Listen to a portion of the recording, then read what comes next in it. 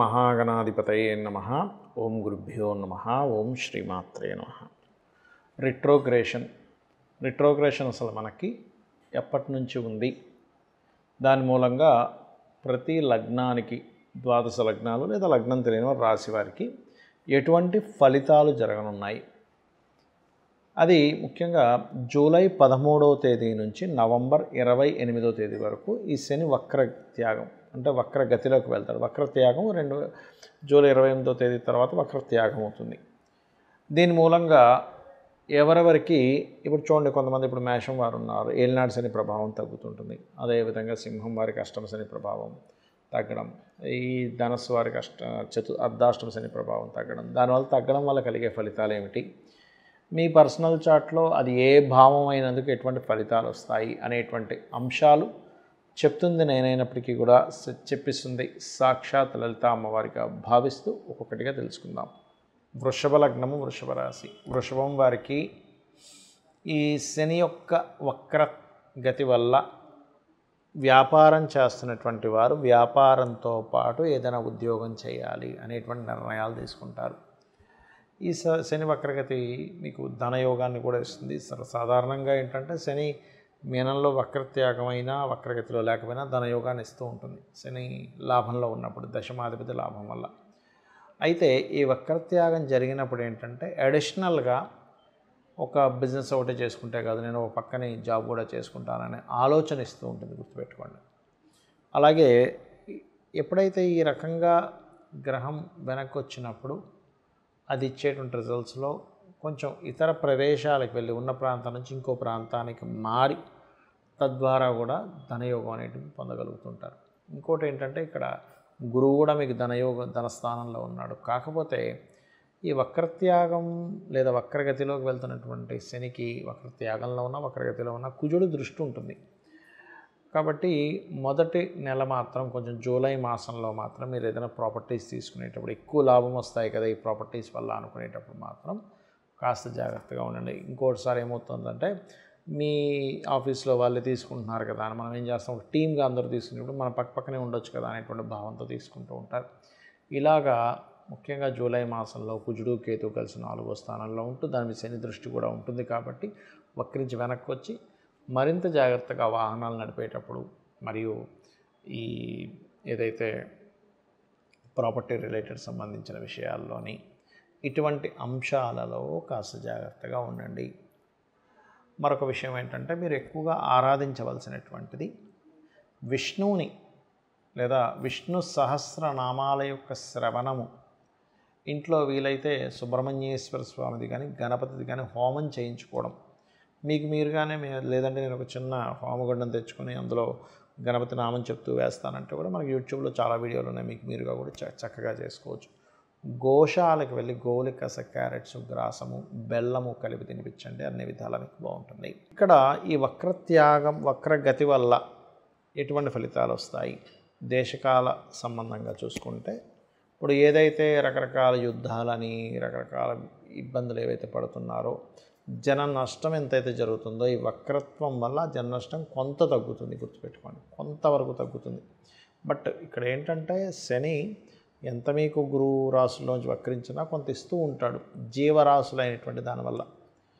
అలాగే శని ఎప్పుడైతే కుంభంలోకి వెళ్తుంటాడో అదేవిధంగా కుజుడు కూడా కేతువుతో ఉన్నందుకు కొంచెం భూమి చీల్చే అంత సమర్థమైనటువంటి బాంబుల వల్ల కొంతవరకు కొన్ని దేశాల్లో భూమి కూడా చీలుకునేంత ఇదిగా అవుతూ ఉంటుంది. ఇది పర్టికులర్గా మనకి కుజుడు సింహంలో ఉన్నప్పుడు కానివ్వండి, దాని తర్వాత వృశ్చికంలోకి అంటే ఈ ప్రభావం పడటం వల్ల దీనివల్ల కొంతవరకు ఈ వక్రగతి వల్ల కుజుడు కూడా తర్వాత మనకి సింహం నుంచి మారడం వల్ల మనకి హైదరాబాద్ లాంటి ప్రదేశాల్లో కొంతవరకు ఈ భూ సంబంధించినటువంటివి పెరుగుదల కూడా ఉంటుందండి, గుర్తుపెట్టుకోండి. అయితే మరి ఈ వక్రగతికి సంబంధించింది కానీ ఏలినాటి శనికి సంబంధించింది కానీ కేవలం గోచారం వల్లే ఇంత ప్రభావం ఉంటుందని చాలామంది నన్ను అడుగుతున్నారు. దానికి పర్టికులర్గా మీరు చూసుకోవాల్సింది ఏమిటి అంటే మీ జన్మజాతకం ఏంటో చూసుకోండి మొట్టమొదటిగా. అంటే మీ జాతకంలో ఉదాహరణకు మీరు ఎందులోనూ ఇరుక్కుపోయారు, దాని నుంచి బయటికి రాలేకపోతున్నాం అంటే దాని అర్థం ఏమిటి అంటే మీ యొక్క లగ్నాధిపతి ఎవరైతే ఉన్నారో మీది మేషం నుంచి మీనం వరకు 12 లగ్నాల్లో ఏదో ఒక లగ్నం మీద అయి ఉంటుంది. ఆ లగ్నాధిపతి ఎక్కడైనా స్ట్రక్కింగ్ యోగాలో ఉన్నాడా చెక్ చేసుకోవాలి. స్ట్రక్కింగ్ యోగాలో ఉన్నప్పుడు ఇప్పుడు చూడండి, చిన్న ఎగ్జాంపుల్, ఇప్పుడు మనకి జలుబు చేసింది, ముక్కు బ్లాకేజ్ అయింది, విక్స్ ఇన్హేలర్ కానీ లేకపోతే ఇంకేదైనా ఆవిరి పట్టడం వల్ల అది క్లియర్ చేసుకుంటాం. అలాగే ఏ గ్రహం ద్వారా స్ట్రక్ అయిందో ఆ గ్రహానికి సంబంధించిన దానం ఇవ్వడము, లేనట్లయితే ఆ దేవత ఆరాధన చేయడం ద్వారా అది క్లియర్ చేసుకోవచ్చు. ఇదేదో భయపడి ఏదో అయిపోతుందని దానికోసం కాదు జ్యోతిషశాస్త్రం ఉన్నది. అలాగే చాలామంది ఎంతో కష్టపడుతున్నా ఇప్పుడు గోచారంలో ధనస్థానం మీద ఇలా ఉందండి అంటే అది ఒక 10 to 15% దాని ప్రభావం. కొన్నిసార్లు అయితే మరీ తక్కువ కూడా ఉంటుంది కొంతమంది ధనయోగాల వల్ల. మీ పర్సనల్ చార్ట్లో అసలు ధనాన్ని ఇచ్చే గ్రహం ఎలా ఉంది, అది ఎంత స్ట్రెంగ్త్ఫుల్గా ఉంది, దాని మీద స్ట్రెంగ్త్ చేసుకోవాలి. చాలామంది తెలియక అది స్ట్రెంగ్త్ చేసుకోవడానికి ఆ ఉంగరం పెట్టేసుకుంటారు. అది కాదు, అది కేవలం మీకు శుభుడై వీక్గా ఉంటేనే ఉంగరం పెట్టుకోవాలి, కానీ అదర్వైజ్ మీరు ఇటువంటి ఉంగరాలు పెట్టుకున్నా ఉపయోగం ఉండదు. స్ట్రెంగ్త్ చేసుకోవడానికి కొన్నిసార్లు నామస్మరణ, అదేవిధంగా ఓం సంపత్కరీ సమారూఢ సింధుర వ్రజ సేవితాయ నమః, లేదా ఓం ధర్మాధ్యక్ష ధనాధ్యక్ష ధనధాన్య వివర్ధనీయ నమః, ఈ రకంగా చేసుకుంటూ ఉండాలి. కొంతమంది అప్పుల్లో ఇరుక్కుపోతారు, అలాంటప్పుడు ఓం అపర్ణాయ నమః. అది పర్టికులర్ పీరియడ్ ఉంటుంది. రుణస్థానం ఎప్పుడు మనకి బాగా యాక్టివ్ అవుతుంది, ఆ సమయంలో అనవసరంగా మిస్క్యాలిక్యులేషన్ చేసుకుంటూ అప్పులు చేసుకుంటామా, దానివల్ల అప్పులు పాలవుతామా, ఇది పర్టికులర్గా జాగ్రత్త వహించాలి, గుర్తుపెట్టుకోండి. అలాగే మరొక విషయం ఏంటంటే, ఇక్కడ కొంతమందికి సహోదరులతో సరైన కమ్యూనికేషన్ లేకపోవడం, ఇవన్నీ ఎందుకు అవుతాయంటే పూర్వజన్మల్లో సహోదర వర్గంతో మీరు సరిగ్గా ఉండవలసిన ధర్మంగా లేకపోవడం వల్ల సహోదర వర్గంతో ఇబ్బంది వస్తూ ఉంటుంది. లేదా వాళ్ళు మీరు ధర్మంగా ఉన్నా సరే వాళ్ళు కావాలని బిహేవ్ చేస్తే వాళ్ళు కూడా ఖచ్చితంగా అనుభవిస్తారు, అందులో ఎటువంటి సందేహం లేదు. అలాగే ఎప్పుడు నిర్ణయం తీసుకోవాలి, ఏ సమయాల్లో జాగ్రత్తగా ఉండాలి అనేది గోచారం ఎంత చెప్తుందో మన పర్సనల్ చార్ట్ కూడా నిర్ణయాలు ఏ నెలల్లో తీసుకోవాలి, ఏ నెలల్లో తీసుకోవద్దు. చాలామంది నిర్ణయం తీసుకునే సమయం, నిర్ణయం తీసుకునే హోరా, నిర్ణయం తీసుకునేటువంటి మంత్ చాలా జాగ్రత్తగా దాన్ని అర్థం చేసుకుంటూ ఉండాలి దాన్ని ప్రారంభించేటువంటి విషయాల్లో. అలాగే మరొక విషయం ఏంటంటే, ఇక్కడ సంతాన అభివృద్ధికి ఏం చేయాలి, సంతానం కలగట్లేదంటే ఏం చేయాలి. ఇంకోటి ఏంటంటే వ్యాపారాలు, చాలామంది వ్యాపారం ప్రారంభిస్తారు కానీ వాళ్ళకి ఎందులో కలిసి వస్తుంది అనేటువంటిది చూసుకోరు. ఎంతసేపు హడావిడిగా ఏదో ప్రారంభించేయడం, దానిలో ధనయోగం లేదు. అసలు ధనయోగం ఏ వ్యాపారం ఇస్తుందో, అసలు మీకు వ్యాపార యోగం ఉందా లేదా, దానికి సంబంధించిన మహాదశ నడుస్తుందా లేదా అనేటువంటి సూత్రప్రాయంగా ఉంటాయి జ్యోతిష్యంలో. అంతేగాని కేవలం ఏదో ఏలినాటి శని నడుస్తుంది కాబట్టి నేను వ్యాపారం చేస్తే కలిసి రాదను, అర్ధాష్టమ శనో అష్టమ శనో కాదు, ఇది పర్టికులర్గా తెలుసుకోండి.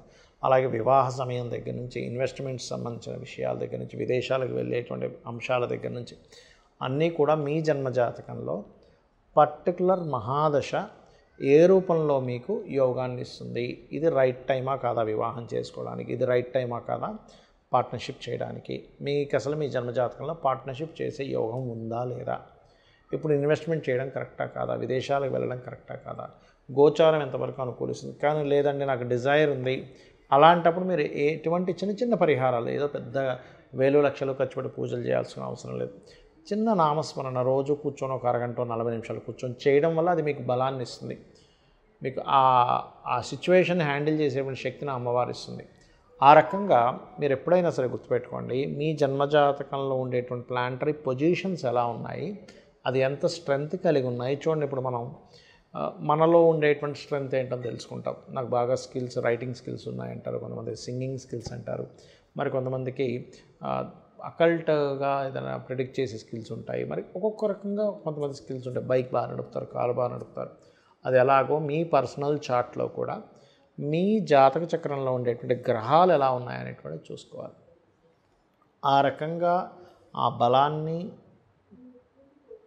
దాని సంబంధంగా ప్రయత్నాలు చేయడం ద్వారా సక్సెస్ రావడము, ఏది బలహీనంగా ఉందో దానికి సంబంధించిన రెమెడీ చేయడం ద్వారా ఖచ్చితంగా మీకు బాగుంటుంది. దీంతోపాటు జాతకం లేదు అనుకునేవారు ఏమీ ఇబ్బంది పడకుండా చక్కగా అమ్మవారి ఆరాధన నిత్యము చేయడం ద్వారా ఖచ్చితంగా మీ యొక్క జీవితం అమ్మవారే చూసుకుంటుంది. శ్రీమాత్రే నమః.